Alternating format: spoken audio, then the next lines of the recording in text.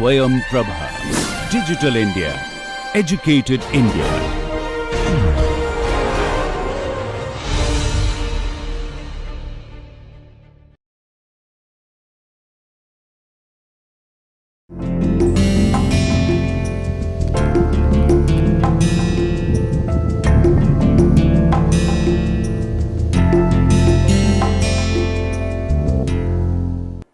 नमस्कार। आज हम राजनीति सिद्धांत की एक अन्य अवधारणा पर बात करेंगे। यह अवधारणा है समानता। हम सब जानते हैं कि समानता एक ऐसा शब्द है, एक ऐसी अवधारणा है, एक ऐसा विचार है जिसने बहुत सी क्रांतियों को प्रेरित किया है, जिसने हमारे देश के स्वतंत्रता आंदोलन को प्रेरित किया और जो आज भी बहुत अलग अलग तरह के संघर्षों का कारण बना हुआ है। समानता एक ऐसा विचार है जो लोगों को अपनी वर्तमान स्थिति से आगे बढ़कर एक नई दुनिया बनाने की ओर ले जाता है। और इस अर्थ में जब हम समानता की बात करते हैं तो हमें यह समझने की ज़रूरत होगी कि असल में जब हम राजनीतिक सिद्धांत के करीब जाते हैं तो इसमें समानता के बारे में किस तरीके की अवधारणा तैयार की गई है और किस तरीके से इस अवधारणा का विकास हुआ, इसके बारे में अलग अलग तरह की व्याख्याएं किस रूप में सामने आईं और समकालीन समय में इसके बारे में किस तरीके के वाद विवाद हैं। आज की इस पूरी चर्चा में मैं जिस तरीके से अपनी बातों को रखूंगा उसकी मैं एक रूपरेखा आपके सामने रख देना चाहता हूं। सबसे पहले हम इस बात पर ध्यान देंगे कि समानता आखिर क्यों आवश्यक है, समानता को कैसे समझा जा सकता है, और दूसरे स्तर पर हम ये देखेंगे कि समानता की अवधारणा का विकास किस तरीके से हुआ है राजनीतिक सिद्धांत में। निश्चित रूप से इसमें एक लंबी यात्रा हो सकती है और इसी पे एक पूरा का पूरा पेपर बन सकता है कि आखिर समानता की अवधारणा का विकास किस प्रकार से हुआ है। लेकिन मैं आज की पूरी चर्चा में कुछ चुनिंदा चिंतकों की बात करूंगा कि उनके विचारों में किस तरीके से समानता का विचार सामने आया है, उन्होंने किस तरीके से समानता को देखा है। और मेरी ये कोशिश होगी कि मैं अरस्तु से लेकर और मार्क्स तक एक विकास की पूरी रूपरेखा आपके सामने प्रस्तुत करूं। मैं आपको यह बताऊं कि किस तरीके से अवसर की समानता या राजनीतिक समानता का विचार सामने आया,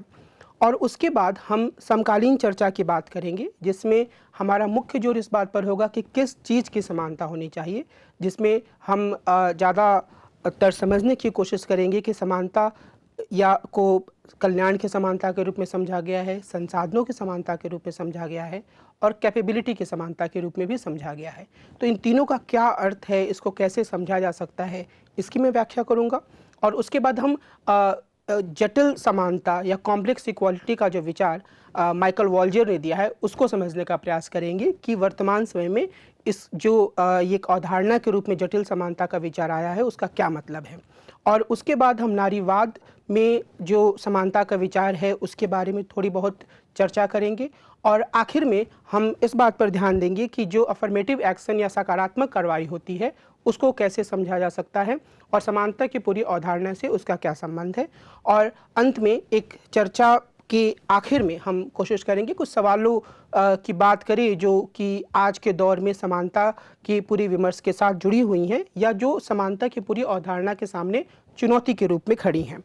जो सबसे प्रमुख बात है समानता की चर्चा की शुरुआत करते हुए जो हमें ध्यान में रखने की ज़रूरत है वह यह है कि इस दुनिया में रहने वाले करोड़ों लोगों के बीच असमानता होना स्वाभाविक है। फिर भी मनुष्य के रूप में हम विश्वास करते हैं कि हम बुनियादी रूप से समान हैं और हम में समान गरिमा है। विभिन्न तरह की प्राकृतिक असमानताओं के बावजूद हम मानते हैं कि मनुष्यों के बीच ज़्यादा बुनियादी पहलुओं के संदर्भ में समानता होती है। और मनुष्यों के बीच में जो समानता होती है उसका एक आधार यह होता है कि मनुष्य एक दूसरे के प्रति प्यार या जुड़ाव महसूस करते हैं। और बर्नार्ड विलियम्स ने इसी संदर्भ में कहा है कि ये कुछ ऐसी नैतिक क्षमताएं होती हैं जो पूरी मानवता में सार्वभौमिक हैं। इसी तरह मनुष्यों के रूप में हमारे भीतर आत्मसम्मान की चाह होती है, इसलिए मनुष्य समानता के लिए संघर्ष करते हैं। इसीलिए समानता मानकीय राजनीति के केंद्र में है, मानकीय राजनीतिक सिद्धांत के केंद्र में है। तो हम सब एक मनुष्य के रूप में अपने लिए समानता चाहते हैं। हम यह चाहते हैं कि हमारे साथ समानता का व्यवहार किया जाए।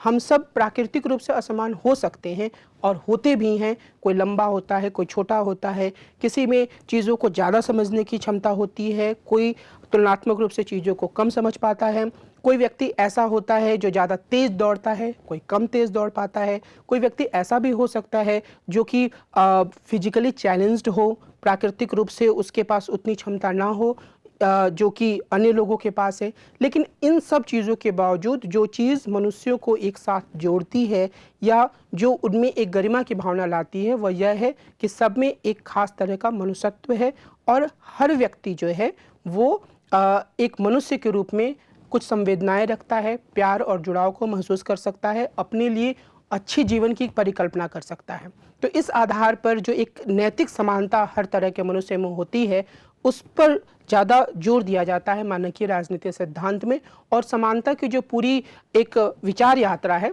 विशेष रूप से आधुनिक समय से, उसमें इसी एक मूल तत्व पर ध्यान दिया गया और उसके बाद उसका विस्तार होता रहा। हालांकि ऐतिहासिक दौर में ग्रीक राजनीतिक सिद्धांत में इसके कुछ दूसरे अर्थ भी सामने आए, जिसके बारे में हम कुछ समय बाद विचार करेंगे। लेकिन जो एक बुनियादी सवाल उभर कर सामने आता है वह यह है कि समानता की ज़रूरत क्यों है।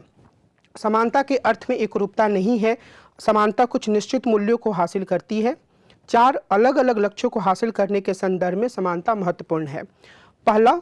कई बार निष्पक्षता को कायम रखने के लिए समानता की ज़रूरत होती है। अर्थात अगर हम ये दिखाना चाहते हैं कि एक पूरी प्रक्रिया निष्पक्ष है, तो हमें यह दिखाना होगा कि जितने तरह के उसमें लोग हैं उनके साथ समानता का व्यवहार किया जा रहा है, उनके साथ कोई भेदभाव नहीं किया जा रहा है। दूसरा, आत्मसम्मान के लिए कुछ मात्रा में समानता की आवश्यकता होती है। अर्थात अगर हम लोगों के एक समूह में रह रहे हैं और हमारे साथ समानता का व्यवहार नहीं किया जा रहा है, तो हम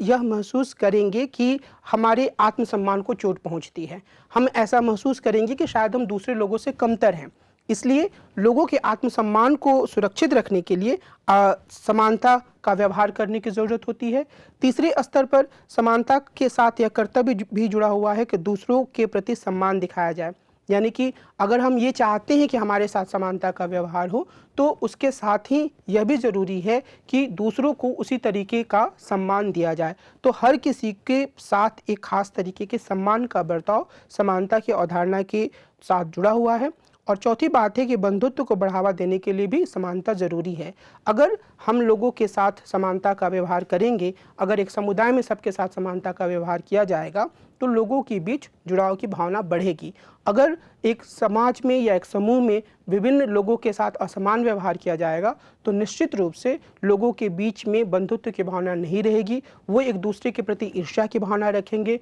उनका एक दूसरे के प्रति उतना जुड़ाव नहीं होगा, बल्कि खिंचाव का संबंध होगा। तो इन 4 कारणों के आधार पर हम यह कह सकते हैं कि समानता की आवश्यकता है। समानता की अवधारणा के विकास को अगर हम समझने का प्रयास करें, तो कुछ बातें हमें बहुत अच्छे तरीके से समझ लेने की ज़रूरत है।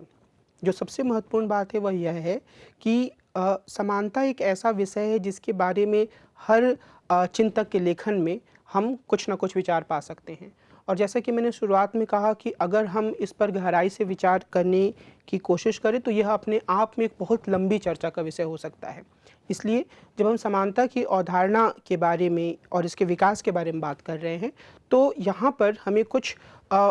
मूलभूत या हम कह सकते हैं ज़्यादा महत्वपूर्ण चिंतकों पर ध्यान देने की आवश्यकता है। और निश्चित रूप से ऐसे चिंतकों की पहचान करना काफ़ी हद तक व्यक्तिपरक या सब्जेक्टिव मसला हो जाता है। लेकिन फिर भी मेरी यह कोशिश होगी कि मैं कुछ महत्वपूर्ण चिंतकों की लेखन में जिस तरीके से समानता का विचार आया है उस पर मैं ध्यान दूं, और उसके बाद हम समकालीन वाद विवाद पर आएंगे। तो इस संदर्भ में हम हॉब्स अरस्तू की पहले बात करेंगे, फिर हॉब्स की बात करेंगे, उसके बाद क्लासिकल उदारवादी और आधुनिक उदारवादी चिंतकों के लेखन में जिस तरीके से समानता का विचार आया उसकी बात करेंगे। रूसो के लेखन में यह किस तरीके से आया इसको देखेंगे, और फिर मार्क्स के लेखन में इसको हम समझने की कोशिश करेंगे कि मार्क्स ने समानता के बारे में क्या विचार रखा है। और इस विवेचना के माध्यम से समानता के निम्नलिखित विविध आयामों के समझ को भी बनाएंगे। पहला, आनुपातिक समानता का क्या मतलब होता है, कानून के सामने समानता का विचार कब से सामने आया, अवसर की समानता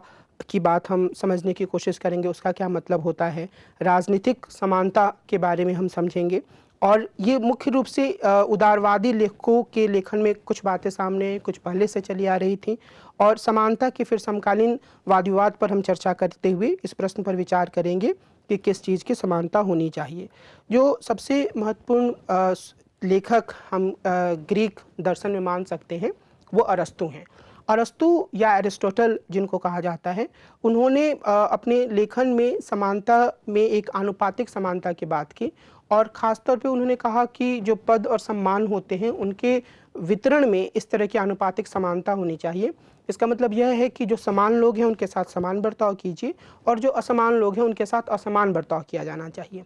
ये एक अरस्तु के का जो पूरा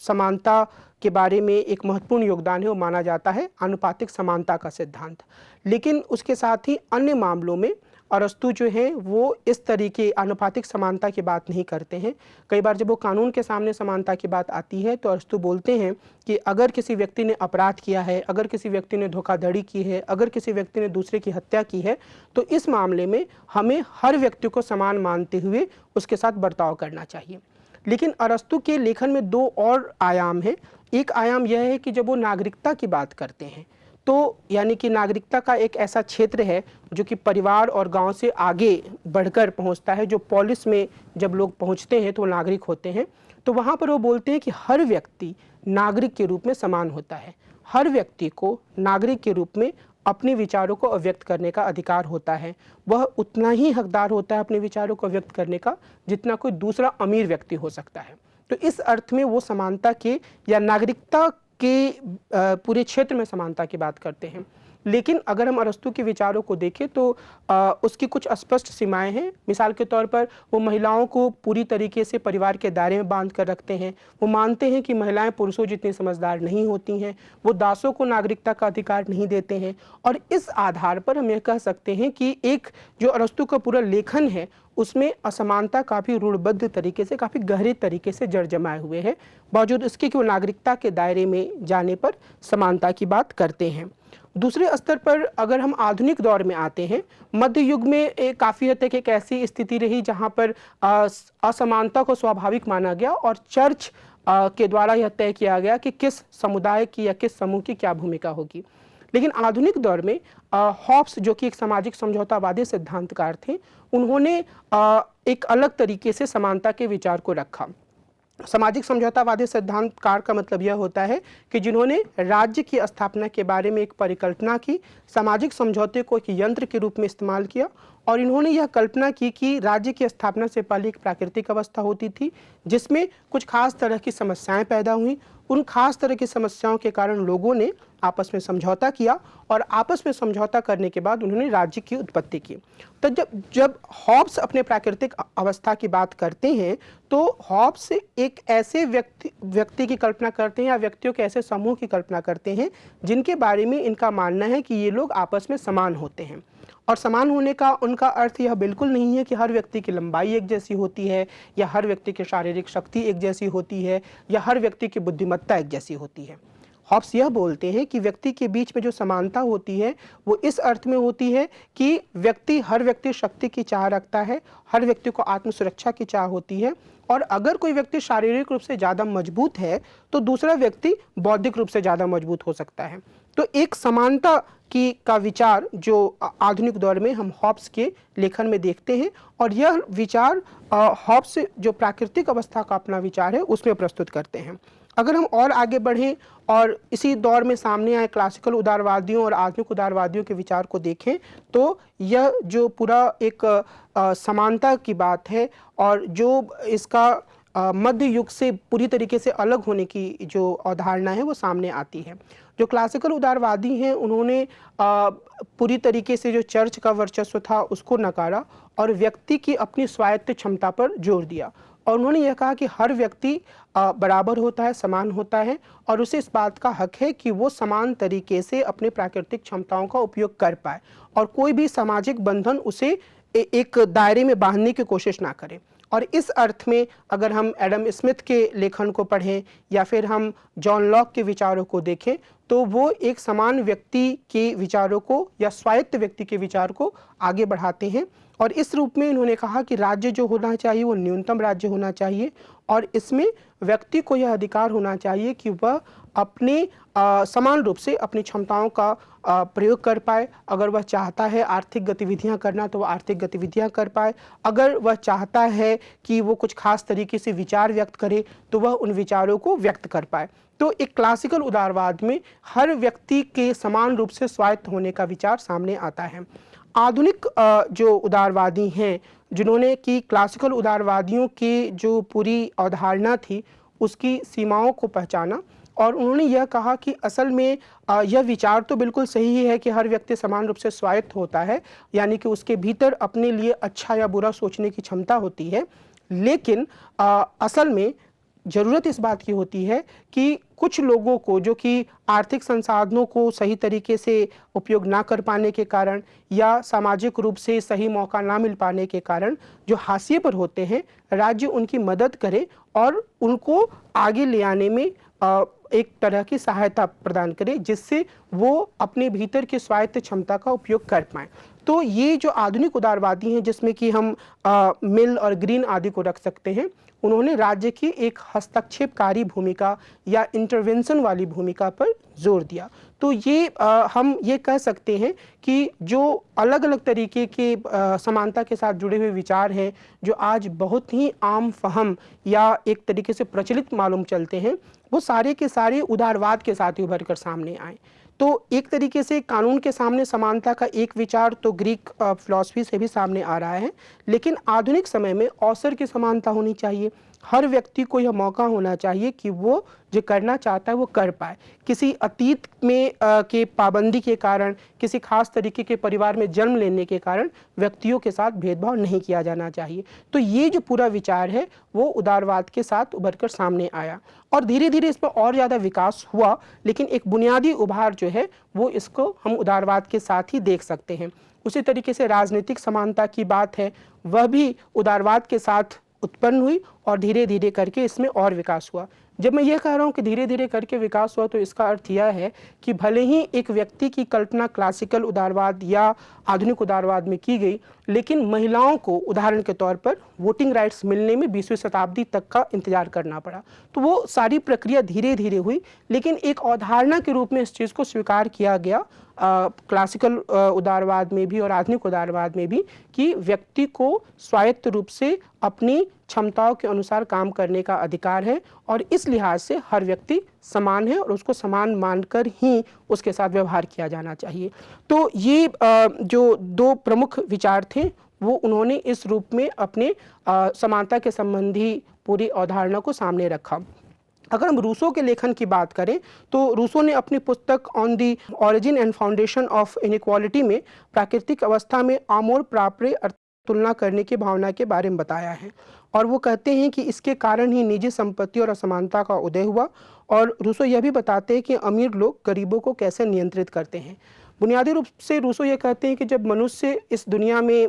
आए या जब सभ्यता या मनुष्यों के अस्तित्व का शुरुआती दौर था तो वो असल में जानवर की तरह ही थे और उनके भीतर एक दया की भावना थी, दूसरी आत्मरक्षा की भावना थी। लेकिन धीरे धीरे करके सभ्यता का विकास होता है, भाषा का विकास होता है और मनुष्य जो हैं उनके भीतर एक और भावना आती है जिसको वो आमोर प्रॉप्रे कहते हैं, यानी कि अपनी स्थिति की तुलना दूसरों से करना। और मनुष्यों के भीतर जो यह भावना थी उसका सकारात्मक पक्ष ये था कि मनुष्यों ने खुद को अपने लिए ज़्यादा से ज़्यादा नई चीज़ों को लाने का प्रयास किया, खुद को बेहतर बनाने का प्रयास किया। नकारात्मक चीज़ ये थी कि इससे समाज में कृत्रिम असमानता काफ़ी बढ़ी। प्राकृतिक असमानता रूसो मानते हैं कि मनुष्य में होती है, लेकिन ये जो कृत्रिम असमानता है सामाजिक स्थिति के आधार पर, धन संपत्ति के आधार पर, उसकी विकास का कारण ये था कि आमोर प्रॉपर्टी की भावना का विकास हुआ या इस तरह की भावना ने लोगों के भीतर जड़ जमा लिया। तो समाज में जब अमीर और गरीब वर्ग बने तो रूसो बहुत विस्तार से बताते हैं कि गरीबों में अपनी स्थिति को लेकर एक तरह की असंतोष की भावना पैदा हुई, लेकिन हकीकत यह है कि अमीरों ने उन्हें तरह तरह की व्यवस्थाओं में ऐसे जकड़ लिया जिससे अमीर हमेशा अमीर बने रहें और गरीब गरीब बने रहें। तो एक तरीके से रूसो हम कह सकते हैं कि समाज में अमीर वर्ग और गरीब वर्ग के अस्तित्व को बताते हैं, अमीर वर्ग के चालाकियों को रेखांकित करते हैं, और सबसे बुनियादी रूप से जो वो दो बात कहते हैं वो ये कि एक दूसरे से तुलना करने की प्रवृत्ति के कारण निजी संपत्ति उत्पन्न हुई, और दूसरी बात यह है कि सिर्फ प्राकृतिक विषमताओं को ही स्वाभाविक माना जा सकता है, यानी कि लोगों की लंबाई अलग होना, लोगों की कुछ क्षमताएं अलग होना, लेकिन बाकी सारी जो असमानताएं होती हैं उन्हें स्वीकार नहीं किया जाना चाहिए, उन्हें स्वीकार नहीं किया जा सकता है। मार्क्स और कार्ल मार्क्स और फ्रेडरिक एंगल्स, इन्हें हम एक साथ रखकर हमें हमेशा विचार करना चाहिए, क्योंकि जिसे हम मार्क्सवाद के नाम पे जानते हैं उसमें कार्ल मार्क्स और फ्रेडरिक एंगल्स दोनों ने काफ़ी हद तक योगदान दिया। और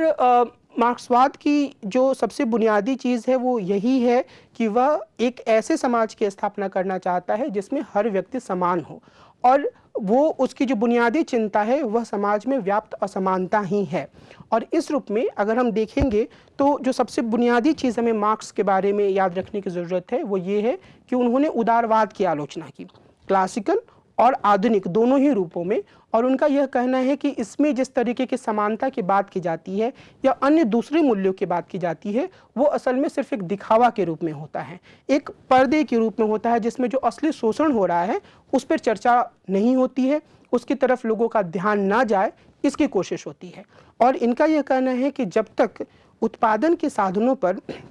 कुछ लोगों का ही अधिकार बना रहेगा उस समय तक यही स्थिति रहेगी, और इसके लिए यह जरूरी है कि एक तरह से जो समाज दो भागों में बटा हुआ है उसमें जो मजदूर वर्ग है वो खुद को संगठित करे, एक क्रांति हो, और क्रांति के बाद एक ऐसी स्थिति आए जिसमें वो पहली स्थिति सर्वहारा की तानाशाही बोलते हैं, उसके बाद समाजवाद और फिर साम्यवाद की बात करते हैं। समाजवाद में भी मार्क्स और एंगल्स का मानना है कि एक तरह की समानता होती है जिसमें हर व्यक्ति से यह उम्मीद की जाती है कि वो अपनी क्षमताओं के अनुसार काम करे और प्रत्येक व्यक्ति को उसके काम के अनुसार वेतन दिया जाता है। लेकिन साम्यवाद की स्थिति और ज़्यादा बेहतर और एक तरीके से यूटोपियन स्थिति के रूप में मार्क्सवाद के भीतर मौजूद है, जिसमें हर व्यक्ति अपनी क्षमता के अनुसार काम करता है और हर व्यक्ति को उसकी आवश्यकता के अनुसार दिया जाता है, और राज्य जो है धीरे धीरे करके विलुप्त हो जाता है। तो मार्क्स जो है वो समानता की जो एक उदारवादी स्थिति है उसकी आलोचना करते हैं, और वो उनमें से कुछ मूल्यों को अच्छा मानते हैं, लेकिन ये बोलते हैं कि असल में ये उदारवादी या पूंजीवादी व्यवस्था के भीतर इन मूल्यों को वास्तविक रूप में हासिल नहीं किया जा सकता है। और फिर वो साम्यवाद और समाजवाद, पहले समाजवाद और उसके बाद फिर साम्यवाद की परिकल्पना करते हैं, जिसमें उनके अनुसार वास्तविक अर्थों में, खासतौर पर साम्यवाद में वास्तविक अर्थों में समानता की स्थापना की जा सकती है। यहाँ हम व्यवहारिक स्तर पर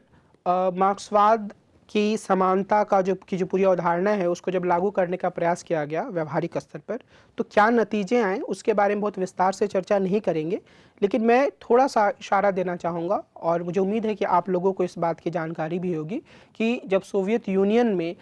इस तरीके से समानता स्थापित करने की कोशिश की गई तो यानी कि मार्क्सवाद की अवधारणाओं का अनुसरण करते हुए,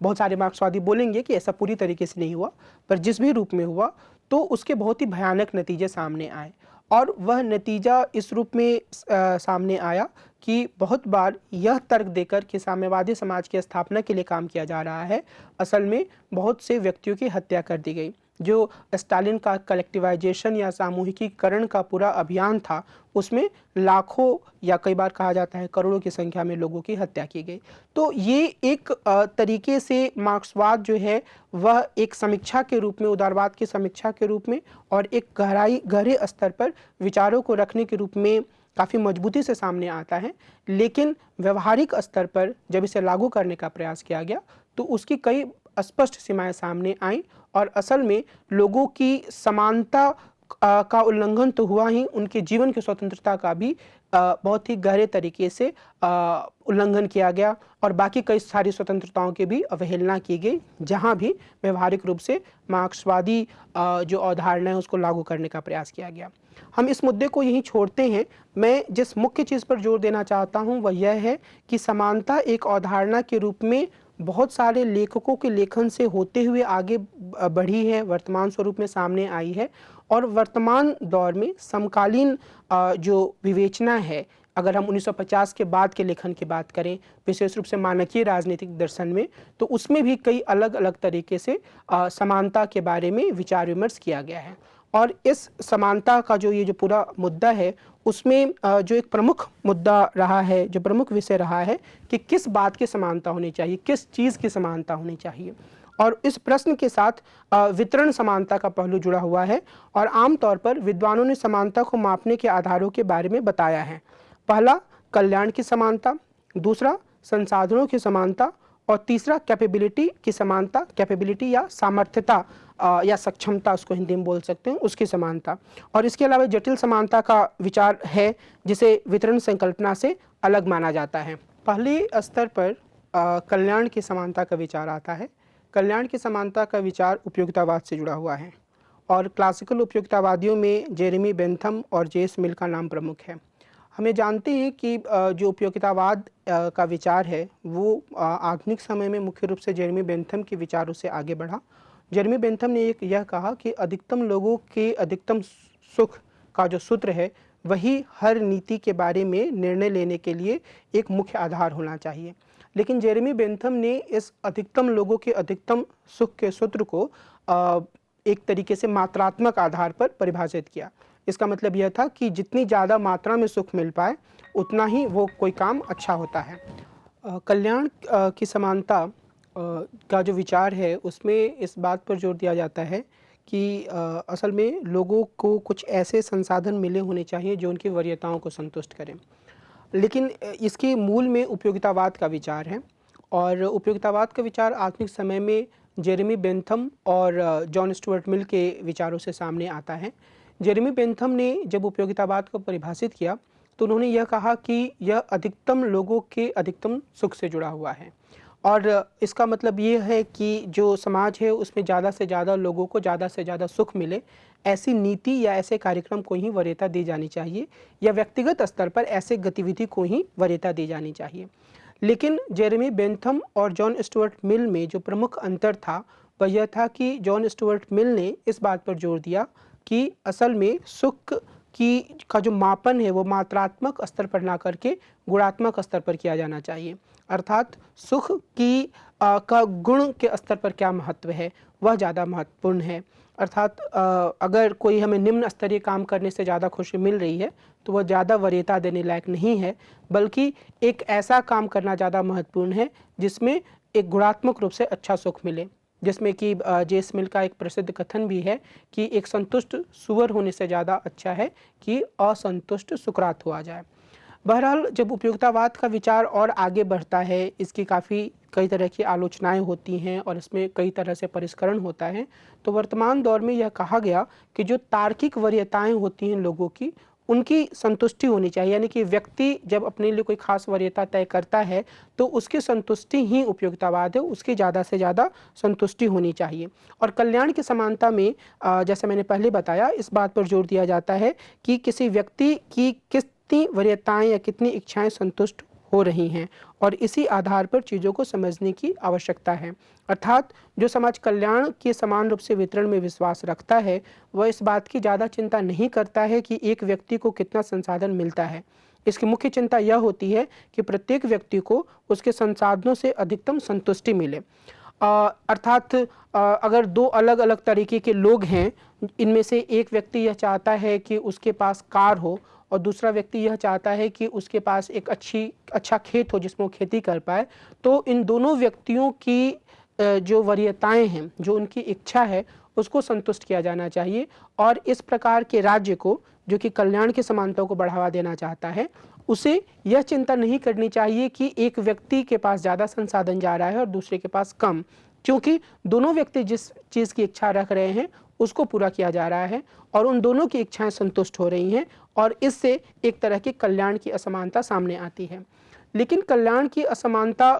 का जो पूरा विचार है, उसकी जो सीमा है वह यह है कि असल में कई बार लोग जो हैं वो गलत चीज़ों की भी इच्छा रख लेते हैं और कई बार कई लोग इसलिए भी बहुत सारी चीज़ों की इच्छा नहीं कर पाते हैं क्योंकि उनके पास इस तरीके की सोच या इस तरह की समझ या इस तरह का पूरा विकल्प सामने नहीं होता है। मिसाल के तौर पर अगर एक व्यक्ति यह इच्छा रखता है कि उसके पास एक अपना बड़ा हवाई जहाज हो, क्योंकि वो इस चीज़ को समझता है कि वो उसके साथ क्या कर सकता है, और दूसरा व्यक्ति सिर्फ और सिर्फ साइकिल से संतुष्ट है, या वह यह चाहता है कि उसकी जो ज़िंदगी है उसमें बहुत थोड़े से संसाधन रहें, तो इससे एक अलग तरह की असमानता पैदा होगी। और इस रूप में अगर हम समानता को परिभाषित करने की कोशिश करेंगे तो वह कई तरह की समस्याओं को जन्म देगी, जिसमें कि सामाजिक रूप से असमानता तो एक पहलू है। इसके अलावा जो दूसरा पहलू होगा वो यह कि कई लोगों की जो गलत वरीयताएं होंगी, जो ऐसी वरीयताएं होंगी जिनका कोई खास औचित्य नहीं है, वह भी सरकार के द्वारा पूरा किया जाएगा, जो कि एक आदर्श स्थिति नहीं होगी। दूसरे स्तर पर संसाधनों की समानता की बात की जाती है। समानता के संसाधनवादी दृष्टिकोण या संसाधन समतावाद को जॉन रॉल्स, रोनाल्ड डॉकिन और एरिक रोकोवस्की के विचारों से जोड़ा जाता है। इसमें मुख्य रूप से इस बात पर जोर दिया जाता है कि हर व्यक्ति को समान मानते हुए संसाधन दिया जाए, अर्थात संसाधनों के वितरण में लोगों के साथ भेदभाव नहीं होना चाहिए। अब यहाँ मुख्य रूप से जॉन रॉल्स के विचारों को जब हम न्याय के टॉपिक पर बात करेंगे तो ज़्यादा विस्तार से देखेंगे, लेकिन रॉल्स ने इस बात पर जोर दिया कि प्रत्येक व्यक्ति को अधिकतम स्वतंत्रता मिलनी चाहिए और समाज में जो आर्थिक और सामाजिक विषमताएं हैं उन्हें इस तरीके से समायोजित किया जाना चाहिए कि उससे हीनतम स्थिति वाले व्यक्ति को सबसे ज़्यादा लाभ हो। लेकिन इस पूरे सिद्धांत में जो कमी बताई गई वह यह बताई गई कि असल में अगर दो व्यक्ति हैं और दोनों के पास बराबर संसाधन है और एक व्यक्ति मेहनत करके ज़्यादा और पैसा कमा लेता है और दूसरा व्यक्ति अपने पैसे को उड़ा देता है, तो इस पहले व्यक्ति से यह कहा जाता है कि वो इस दूसरे व्यक्ति की मदद करे, क्योंकि यह दूसरा व्यक्ति अब हीनतम स्थिति में है। यानी कि रॉल्स के सिद्धांतों में व्यक्ति की अपनी महत्वाकांक्षाओं के कारण या उसकी अपनी गतिविधियों के कारण जो स्थिति आती है उसकी जिम्मेदारी तय नहीं की जाती है। और दूसरे स्तर पर यह कहा गया कि रॉल्स के सिद्धांतों में अगर कोई व्यक्ति किसी दुर्घटना का शिकार हो जाता है, किसी प्राकृतिक कमी का शिकार हो जाता है, तो उसको कैसे मदद की जाए इसकी कोई व्यवस्था नहीं की गई। तो इसी स्तर पर आगे बढ़ते हुए रोनाल्ड डॉकिन ने अपने संसाधन समतावाद का विचार रखा है और उन्होंने दार्शनिक स्तर पर संसाधनों के समान वितरण के लिए तर्क प्रस्तुत किया है। रोनाल्ड डॉकिन का जो प्रमुख तर्क है वह इस आधार पर सामने आता है कि उसमें वो ऐसी स्थिति बनाने की कोशिश करते हैं जिससे दार्शनिक स्तर पर इस बात को सही साबित किया जा सके कि किस तरीके से लोगों को अपने महत्वाकांक्षाओं के प्रति खुद जवाबदेह होना चाहिए और किस तरीके से अगर कोई प्राकृतिक दुर्घटना के कारण असमानता उत्पन्न होती है तो उसे कैसे ठीक किया जाना चाहिए। रोनाल्ड डॉकिन एक कहानी से शुरुआत करते हैं और वो ये बोलते हैं कि मान लीजिए कि एक जहाज पर कुछ लोग बाहर जा रहे हैं और किसी एक स्थान पर जा रहे हैं पानी के जहाज पर, उनका जहाज भटक जाता है और वह एक ऐसे द्वीप पर पहुंच जाता है जहां पर कोई दुनिया का और बाशिंदा नहीं पहुंचा है और लोगों को जो उस जहाज में होते हैं उन्हें यह एहसास हो जाता है कि अब उन्हें अपनी ज़िंदगी इस नए टापू या इस नए द्वीप पर ही चलानी है, यहीं उनकी पूरी ज़िंदगी गुजरने वाली है। तो फिर डॉकिन बोलते हैं कि यहाँ पर नई व्यवस्था स्थापित करने के लिए लोग आपस में मिलते हैं और वो ये तय करते हैं कि वह एक प्रकार की मुद्रा जिसे वो क्लेमसेल्स बोलते हैं सभी लोगों को बराबर संख्या में देंगे। अब डॉकिन बोलते हैं कि हम मान लेते हैं कि वो 100 या फिर 1000 क्लेमसेल्स प्रत्येक व्यक्ति को दिया जाता है। इस क्लेमसेल्स से, जो कि एक तरह की मुद्रा है, हर व्यक्ति अपने लिए कोई मनपसंद चीज़ खरीद सकता है। तो ऐसी स्थिति में चूंकि हर व्यक्ति के पास संसाधन बराबर होते हैं तो जो व्यक्ति जो चाहे वो कर सकता है। तो अगर कोई व्यक्ति चाहे तो उसके अपने लिए एक टेनिस कोर्ट बनवा सकता है, अगर कोई व्यक्ति चाहे तो अपने लिए कोई खेत खरीद सकता है, अगर कोई व्यक्ति चाहे तो अपने लिए एक सुंदर घर बना सकता है। और चूंकि हर व्यक्ति के पास बराबर पैसा है, बराबर क्लेमसेल्स है और हर व्यक्ति अपने पसंद की चीज़ कर रहा है, इसलिए डॉकिन बोलते हैं कि उसे दूसरों से कोई ईर्ष्या नहीं होगी। इसे डॉकिन एनवी टेस्ट या ईर्ष्या परीक्षण का नाम देते हैं। और उनका ये कहना है कि दूसरे स्तर पर लोग इस बात पे विचार करते हैं कि अगर कोई ऐसी स्थिति आ जाए जब उनके साथ कोई दुर्घटना घट जाए, उनका एक हाथ कट जाए, उनका एक पैर चला जाए या उनकी आंखों की रोशनी चली जाए, तो उनके साथ क्या होना चाहिए, उनकी भलाई के लिए क्या होना चाहिए। तो इस स्थिति में खुद लोग इस बात पर सहमत होते हैं कि एक तरह का इंश्योरेंस स्कीम या बीमा योजना चलाई जानी चाहिए। इस इंश्योरेंस स्कीम के लिए हर व्यक्ति उसके पास जो बुनियादी क्लेम सेल्स होते हैं उसका कुछ कुछ हिस्सा इस इंश्योरेंस स्कीम में डालता है, और उसके बाद वो इस बात के लिए अपने आप को सुरक्षित पाता है कि आने वाले समय में, भविष्य में, अगर उसके साथ कुछ गलत होता है, उसके साथ कोई प्राकृतिक दुर्घटना हो जाती है, तो उसके लिए उसके पास एक इंश्योरेंस स्कीम है जिससे कि उसकी मदद की जाएगी। तो इस लिहाज से डॉकिन ये बोलते हैं कि संसाधन लोगों को दिए जाने चाहिए और उनका बेहतर तरीके से वितरण होना चाहिए। और इस लिहाज से, जैसे मैंने पहले बताया, कि रॉल्स के सिद्धांतों से ये एक कदम आगे जाते हैं, लेकिन बुनियादी रूप से जॉन रॉल्स और रोनाल्ड डॉकिन दोनों ही इस बात पर जोर देते हैं। और अगर हम संसाधन समतावाद की बात करें तो जिससे कि ये दोनों विचारक जुड़े हुए हैं, उसका मुख्य तर्क यही है कि लोगों को बराबर संसाधन उपलब्ध कराए जाने चाहिए। और इस बराबर संसाधन की जो परिभाषा है उसको तय करने में जहां रॉल्स हिंतम स्थिति वाले लोगों की बात करते हैं, वहीं डॉकिन एक बीमा योजना प्रस्तुत करते हैं। और इसके अलावे वो ये बोलते हैं कि प्रत्येक व्यक्ति की शुरुआती स्थिति अगर समान है तो उसे अपने द्वारा लिए गए फैसलों की जिम्मेदारी लेनी चाहिए। लेकिन जो संसाधन समतावाद है उसकी सीमाओं को अमर्त्य सेन, मार्था नुसबाउम जैसे चिंतकों ने रेखांकित किया, और उन्होंने ये कहा कि संसाधन समतावाद या लोगों को मूलभूत रूप से, बुनियादी रूप से कुछ संसाधन उपलब्ध कराने का विचार एक आकर्षक विचार है, और इसमें कोई दो राय नहीं है, इसमें संदेह नहीं है कि ऐसा किया जाना चाहिए। लेकिन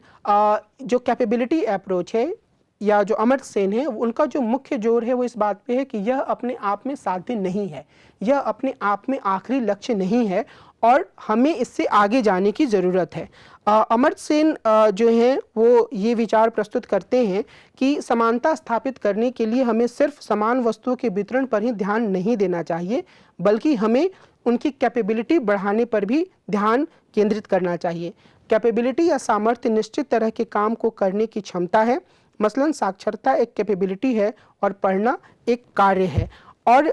यानी कि अगर हम कोई काम करने में समर्थ हो पाते हैं तो हम यह कह सकते हैं कि हमारे पास उस काम को करने की कैपेबिलिटी आ चुकी है।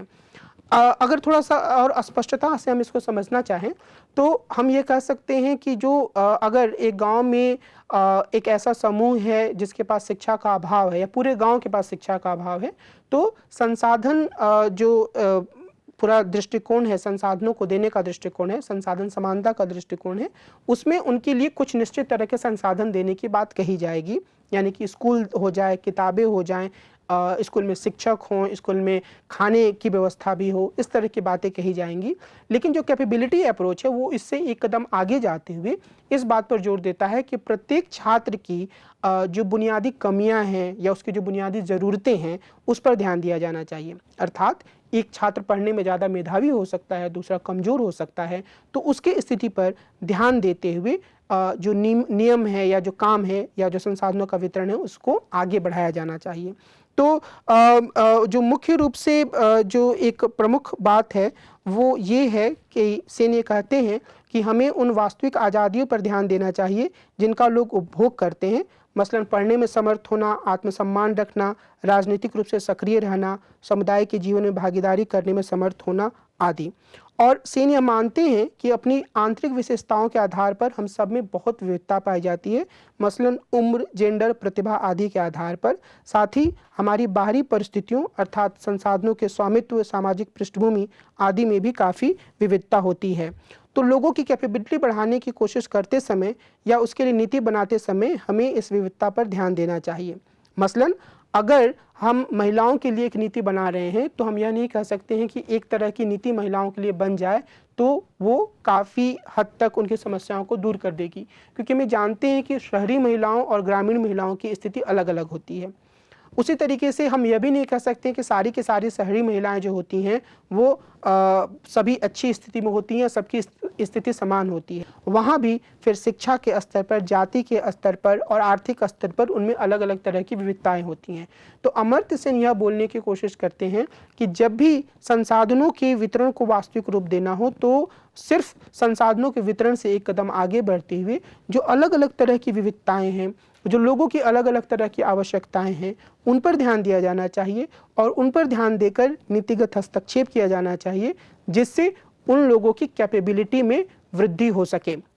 किस चीज़ की समानता होनी चाहिए, इसके बारे में इन 3 अलग-अलग तरह के दृष्टिकोणों से अलग हटते हुए माइकल वॉल्जर ने जटिल समानता का विचार प्रस्तुत किया है। जटिल समानता का विचार अपने आप में इसलिए अनूठा है क्योंकि यह समानता से संबंधित वाद-विवाद को एक नए स्तर तक ले जाता है। कुछ हद तक इसका जिक्र या कुछ हद तक इसके अंश हम जो अमर्त्य सेन के विचार है या जो कैपेबिलिटी अप्रोच है उसमें भी देख सकते हैं। लेकिन जटिल समानता एक तरीके से समानता की कोई ऐसी एक सार्वभौमिक परिकल्पना होनी चाहिए। इससे अलग हटते हुए अलग अलग दायरों के लिए समानता के अलग अलग नियमों की आवश्यकता पर बल देता है और इस रूप में अपने विचार प्रस्तुत करता है। जटिल समानता का विचार माइकल वॉल्जर ने प्रस्तुत किया है। उन्होंने अपना विचार 1983 में प्रकाशित अपनी पुस्तक स्पेयर्स ऑफ जस्टिस में पेश किया। जटिल समानता से इनका अर्थ यह है कि हमारा जीवन विविध दायरों में बटा हुआ है, मसलन राजनीतिक, आर्थिक, पारिवारिक इत्यादि। यानी कि हम सब एक मनुष्य के रूप में यह नहीं कह सकते हैं कि हर जगह हम एक ही तरह के दायरे में, एक ही तरह के लोगों के बीच में हैं। हम जब परिवार में होते हैं तब हमारा व्यवहार उन लोगों से अलग होता है जो हमारे परिवार के सदस्य हैं। जब हम समाज में जाते हैं तो उस व्यवहार में थोड़ी भिन्नता आती है। जब हम आर्थिक गतिविधि कर रहे होते हैं तब हमारे व्यवहार में कुछ अलग तरह के मानक, कुछ अलग तरह के नियम होते हैं। उसी तरीके से जब हम राजनीतिक गतिविधि कर रहे होते हैं तो ये मानक और नियम अलग अलग तरह के होते हैं। तो ऐसे में हम इन सभी दायरों के लिए समानता के एक जैसे नियम नहीं बना सकते हैं। असल में हमें विभिन्न दायरों की खासियत को ध्यान में रखते हुए समानता की संकल्पना का विकास करना चाहिए। समानता की ऐसी संकल्पना जटिल समानता का निर्माण करती है। औपचारिक शब्दों में जटिल समानता का अर्थ है कि किसी नागरिक की एक सामाजिक दायरे में स्थिति दूसरे सामाजिक दायरे में उसकी स्थिति या किसी दूसरे सामाजिक वस्तु के संदर्भ में उसकी स्थिति पर नकारात्मक प्रभाव नहीं डालेगी। इसका मतलब यह है कि अगर एक व्यक्ति गरीब है, आर्थिक दायरे में उसके पास संसाधन कम है, तो उसकी यह स्थिति राजनीतिक दायरे में उसका जो पूरा जीवन है या उसकी जो पूरी क्षमता है या उसकी जो पूरी संभावना है उसको प्रभावित नहीं करेगी या कम से कम उसे प्रभावित नहीं करना चाहिए। और इसी रूप में वो ये बोलते हैं कि जो जटिल समानता है वो समाज को अलग अलग दायरों में बटा हुआ देखता है और इन सभी दायरों में एक खास तरह से समानता की परिकल्पना होती है और यह स्थिति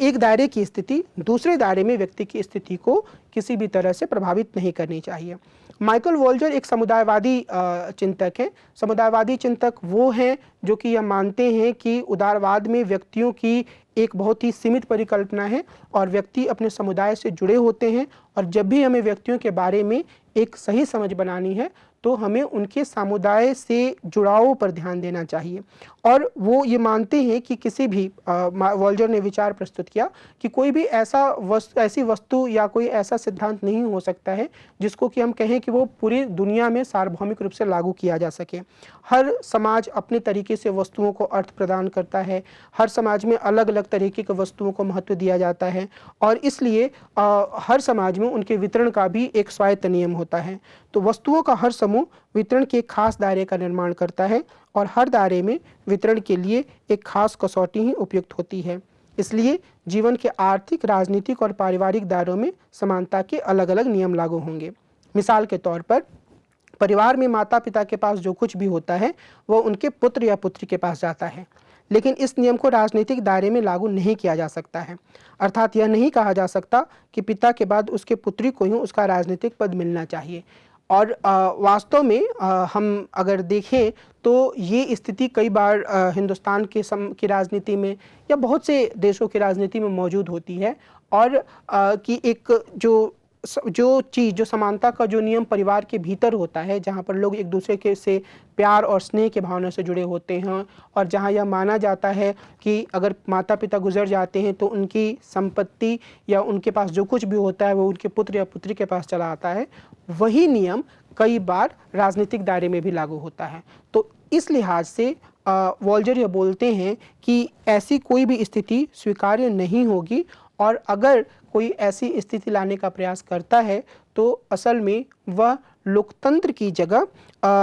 तानाशाही की स्थिति आती है और हर दायरे में एक दूसरे में हस्तक्षेप होने लगता है। ये ठीक वैसे ही है जैसे आर्थिक दायरे में जो चीज़ें काम करती हैं अगर वो राजनीति में हस्तक्षेप करें तो राजनीति विकृत होती जाएगी। उसी तरीके से आर्थिक गतिविधियों में अगर राजनीति का ज़रूरत से ज़्यादा हस्तक्षेप हो जाए तो इसी तरह की स्थिति आ सकती है। जो मुख्य बात जिस पर वॉल्जर जोर देते हैं वो ये है कि जो अलग अलग तरह के दायरे हैं उन सभी दायरों में जो नियम हैं उनका सम्मान किया जाना चाहिए, और अगर उन नियमों का एक दूसरे में दखलंदाजी करने की अनुमति दी जाएगी तो यह एक लोकतांत्रिक व्यवस्था के लिए सही नहीं होगा। जटिल समानता के अतिरिक्त अगर हम समानता पे चलने वाले समकालीन विमर्शों पर ध्यान दें तो दो तरह के मुद्दे ज़्यादा गहराई से सामने आते हैं। एक तो जो नारीवादियों ने समानता के लिए लगातार प्रयास किया है वो, और दूसरा कई अन्य वंचित समूह हैं जो लगातार समानता के लिए संघर्ष कर रहे हैं, और उस संदर्भ में एक सकारात्मक कार्रवाई या अफर्मेटिव एक्शन का जो पूरा विचार सामने आया है वो। तो मुख्य रूप से अभी हम इन दोनों पर थोड़ी सी स्पष्टता लाने की कोशिश करेंगे। जो नारीवादी हैं उनका जो मुख्य जोर है, और यह पूरा जो विमर्श है वो हम कह सकते हैं कि आज से 100-150 साल पहले से ज़्यादा गहराई से उभर कर सामने आ चुका है। जेम्स मिल की राइटिंग में, मेरे वोllstonecraft की राइटिंग में ये सारी बातें सामने आईं, पर हाल फिलहाल के दौर में ज़्यादा गहराई से नारीवादियों ने समानता पर जोर देना आरंभ कर दिया है। अगर हम नारीवाद के भीतर समानता के विचारों को देखें तो मुख्य रूप से उसमें यह बात सामने आती है कि जिस तरीके से पितृसत्ता लोगों के जीवन को नियंत्रित कर रहा है उससे अलग हटते हुए एक महिलाओं को भी समान मौका दिए जाने की आवश्यकता है। पितृसत्ता में आमतौर पर महिलाओं को एक तरीके से हाशिए पर रखा जाता है और पुरुषों के पक्ष में यह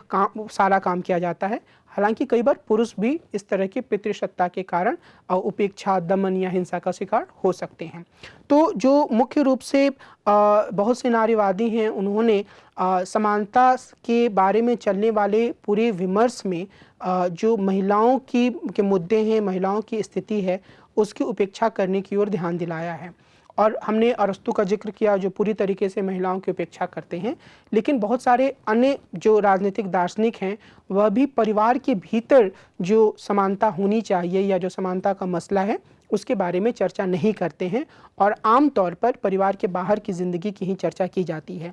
तो जो उदारवादी नारीवाद उभर कर सामने आया उसने महिलाओं और पुरुषों को बराबर अधिकार देने का समर्थन किया। मसलन वोllstonecraft ने महिलाओं को भी पुरुषों की तरह ही शिक्षा, नागरिक अधिकार और रोजगार देने की मांग की। असल में अभी भी सार्वजनिक जीवन के हर क्षेत्र में महिलाओं को पुरुषों के बराबर अधिकार दिलाने का संघर्ष जारी है। मिसाल के तौर पर हम देख सकते हैं कि हमारे देश में जो विधायिका है, संसद और विधानसभाएं जो हैं, वहाँ पर महिलाओं के लिए 33% सीटें आरक्षित करने का मसला पिछले कई दशकों से लटका हुआ है। तो वो एक तरीके से कैसे महिलाओं को भी बराबरी का अधिकार मिल सकता है, वो संघर्ष अभी भी जारी है। कई बार महिलाओं को भी पिता की संपत्ति में अधिकार होना चाहिए, और ऐसे कई मसले हैं जो कानून के स्तर पर महिलाओं के साथ भेदभाव करते हैं। तो महिलाएं हैं या जो नारीवादी हैं अभी भी कानून के स्तर पर, सामाजिक स्तर पर इस तरीके के संघर्ष के, इस तरह के अधिकारों के लिए,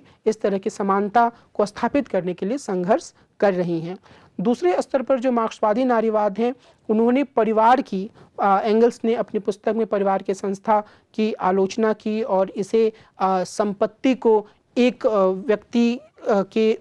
की इस शिक्षा से जोड़ा कि वो अपनी संपत्ति को अपने बाद अपने पुत्र को दे, और इस लिहाज से एंगल्स ने इसका विश्लेषण किया। और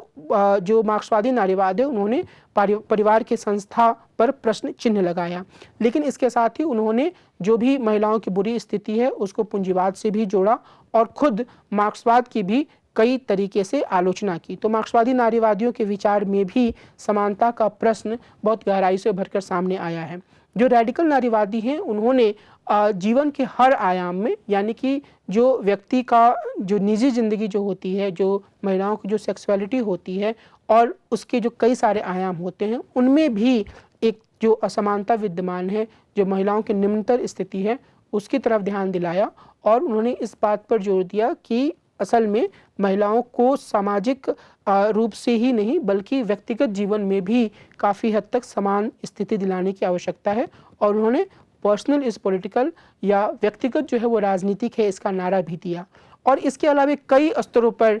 जो समानता का प्रश्न है वो उभर कर सामने आ रहा है और उसमें जो समाज के जो दूसरे कई हाशिए पर पड़े हुए तबके हैं, जिसमें कि हम LGBT ग्रुप को रख सकते हैं, वो अपने अधिकारों के लिए लगातार संघर्ष कर रहे हैं और उनका यह संघर्ष कानून के स्तर पर समानता, सामाजिक स्तर पर होने वाले भेदभावों के खिलाफ समानता, इन सब मुद्दों से जुड़ा हुआ है, जिसमें कि हम ये देख सकते हैं कि LGBT से संबंधित जो सर्वोच्च न्यायालय के निर्णय हैं वो काफ़ी हद तक हाल फिलहाल के समय में चर्चा का विषय रहे हैं। तो मुख्य रूप से जो नारीवादी हैं वो कई मायनों में उन्होंने समानता में चलने वाले विमर्श को एक नया रूप दिया है और उन्होंने समानता के पूरे विषय का विस्तार सामाजिक जीवन से आगे बढ़ाते हुए परिवार और व्यक्तिगत जीवन के जो अलग अलग तरह के संबंध होते हैं और उन संबंधों के अलग अलग स्तर होते हैं वहाँ तक किया है और इस लिहाज से उन्होंने समानता में एक नए तरह का या समानता से जुड़े विमर्श में एक नए तरह का आयाम जोड़ा है। सकारात्मक कार्रवाई और समानता वर्तमान समय में काफ़ी हद तक वाद विवाद के केंद्र में रहे हैं और अक्सर यह बात कही जाती है कि असल में सकारात्मक कार्रवाई जो है वो समानता को स्थापित करने का एक साधन है, लेकिन जो सकारात्मक कार्रवाई का एक जो बड़ा या ठोस रूप होता है जिसको कि हम कोटा तय करना या आरक्षण की बात करते हैं, उस पर काफ़ी हद तक वाद विवाद होता रहा है। सबसे पहली बात तो यह है कि हमें यह समझने की ज़रूरत है कि सकारात्मक कार्रवाई का अर्थ क्या है और उसके बाद हम थोड़ा बहुत इस तरीके के वाद विवाद पर भी नज़र डालेंगे। वास्तविक अर्थों में समानता स्थापित करने के लिए सकारात्मक कार्रवाई को एक प्रभावकारी उपाय के रूप में स्वीकार किया जाने लगा है। सकारात्मक कार्रवाई का मकसद होता है कि समाज के विभिन्न समूहों के बीच कायम संरचनात्मक असमानता को दूर किया जाए। संरचनात्मक असमानता का मतलब यहाँ पर हम लगा सकते हैं, उदाहरण के तौर पर अगर कोई महिला है तो वो पितृसत्ता के कारण भेदभाव को झेल रही है, अगर कोई दलित है तो वो जाति व्यवस्था के कारण हाशिए पर है और कई तरह की विषमता या कई तरह के भेदभाव का सामना कर रहा है। और जो सकारात्मक कार्रवाई होती है उसमें वंचित समूहों को शिक्षा और अन्य तरह के प्रशिक्षण देने के साथ साथ उन्हें शिक्षा या नौकरियों में आरक्षण दिया जाता है। अब यहाँ पर जो सकारात्मक कार्रवाई का जो दो आयाम हो गया उसके बारे में हमें समझने की ज़रूरत है। पहली बात तो यह है कि सकारात्मक कार्रवाई सिर्फ और सिर्फ आरक्षण या कोटा तय करने से संबंधित नहीं है और दूसरी बात यह है कि सकारात्मक कार्रवाई का मतलब है कि उसमें आरक्षण और कोटा के साथ साथ लोगों को शिक्षा में और वो अपनी ज़िंदगी को कैसे बेहतर बना सकते हैं उसके दूसरे आयामों में भी मदद दी जाए। तो इस अर्थ में अगर हम सकारात्मक कार्रवाई को समझते हैं तो हम इसके साथ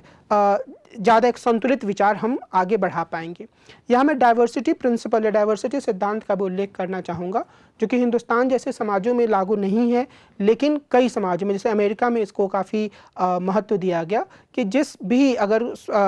कोई भी पद है तो उसमें जितने लोगों की जितने समूहों की जितनी जनसंख्या है उसके हिसाब से उनके लिए एक चीज़ आरक्षित कर दी जाए। तो यहाँ पर हिंदुस्तान में उस तरीके से डाइवर्सिटी प्रिंसिपल नहीं है, लेकिन जो मुख्य मुद्दा है वह यह है कि आरक्षण या कोटा तय करना भी अपने आप में समानता स्थापित करने का एक महत्वपूर्ण साधन है, क्योंकि यह जो वंचित समुदाय हैं, जो वंचित समूह हैं, उन्हें उनके पूरे प्रतिनिधित्व को यह सुनिश्चित करता है। दूसरे स्तर पर अगर हम सिर्फ और सिर्फ सकारात्मक कार्रवाई के इस रूप तक ही सीमित रह जाएं कि आरक्षण तय कर दिया गया और इससे सारा कुछ परिवर्तन हो जाएगा, तो वैसा भी नहीं हो सकता है और यह ज़रूरत है कि सकारात्मक कार्रवाई के जो दूसरे रूप हैं, अर्थात शिक्षा में किसी को मदद करना या जीवन के दूसरे आयाम जो होते हैं उसमें व्यक्ति अपने आप को बेहतर तरीके से आगे बढ़ा पाए, उस तरह की स्थिति लाना, यह भी अब इस स्थिति को भी या इस तरह के कदमों को भी अपनाने की ज़रूरत है। लेकिन निश्चित रूप से